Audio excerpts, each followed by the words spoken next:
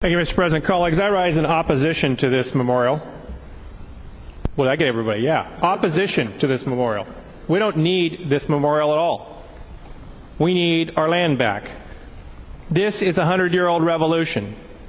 And some of you in this chamber went to jail.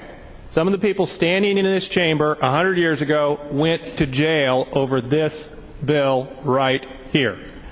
If you look at line 9, whereas the revested Oregon and California Railroad was returned to federal ownership in 1916, between 1906 and 1909, thanks to the Oregonian and outraged by citizens, a bunch of people in this chamber went to jail. It led directly to the vote for the 17th Amendment, for legislatures to lose the right to appoint United States senators. Yes, right here, the ONC Railroad, right here is where it started, right here with this bill that you're looking at. And now we're turning around 100 years later after a failed revolution and saying, give us some money. The federal government's bankrupt. July 1, quantitative easing ends, 40% of the borrowing comes to a sliding stop. The question is, how did we get here? We're asking for federal income tax dollars. Do you know the federal income taxes started being paid in the 1900s? How in the world did we finance a government for 125 years without taxes? Tariffs.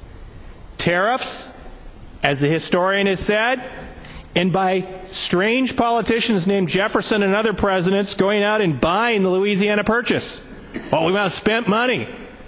And then we went out in Seward's Folly and we bought Alaska. So how does the spending money get there?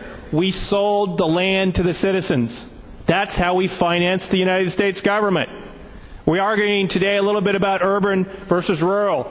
And the good senator from Coos Bay has pointed out, you know, we're all in this boat together. Portland wouldn't exist had the federal government not sold the land.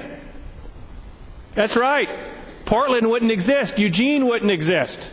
We wouldn't even have the timberlands in the ONC had the federal government not sold the land. What we need to do now is go back to that basic principle 100 years ago, not go hat in hand and say, give us our land back. And come July, we probably won't get all this money.